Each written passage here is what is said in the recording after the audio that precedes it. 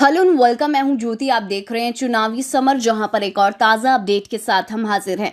Supreme court ने उच्च न्यायालय को भी बताया ताकतवर। सुप्रीम कोर्ट ने कहा हाई कोर्ट भी केंद्र के कानूनों पर लगा सकता है रोक। जैसे कि हम जानते हैं कि मोदी राज में देश में कई ऐसे कानून बने जिससे खासकर मुस्लिम और दलित समुदाय के लोग ज्यादा परेशान नजर आए।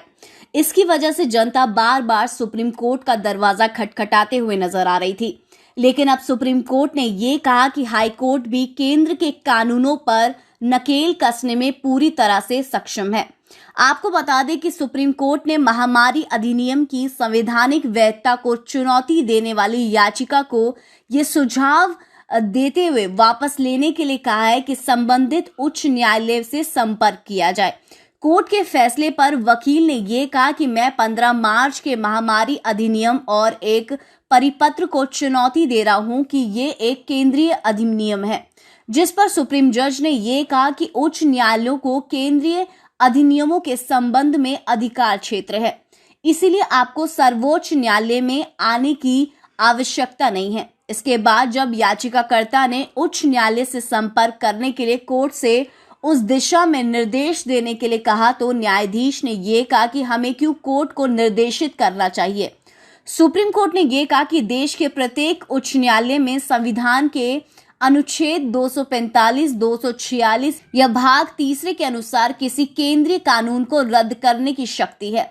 सुप्रीम जज ने यह भी कहा कि हमारे पास शक्ति है, लेकिन उच्च न्यायालयों के पास भी किसी कानून की वैधता पर विचार करने या उसे रद्द करने का पूरा अधिकार है।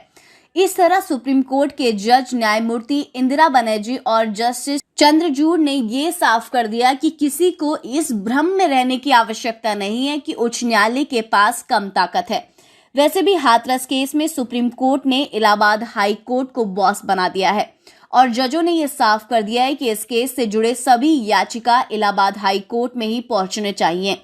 हालांकि एक सच्चाई ये भी है कि भले ही उच्च न्यायालय के पास केंद्रीय कानूनों को रद्द करने का अधिकार हो, लेकिन अगर उच्च न्यायालय केंद्रीय कानूनों पर नकेल कसने का काम करेगा तो फिर वापस ये मामला फिर से सुप्रीम कोर्ट पहुंचेगा और सुप्रीम कोर्ट को मामले में फिर से सुनवाई करनी पड़ेगी।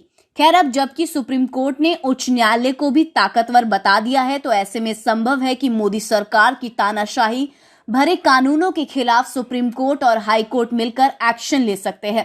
और अगर सुप्रीम कोर्ट और हाई कोर्ट मिलकर कार्रवाई करेंगे तो फिर मोदी सरकार के पास जनता का शोषण करने का मौका थोड़ा कम हो जाएगा। तो इस पर आपकी क्या राय है, आप प्लीज कमेंट सेक्शन में जरूर लिखें। Thank you so much. Keep watching today's for more news.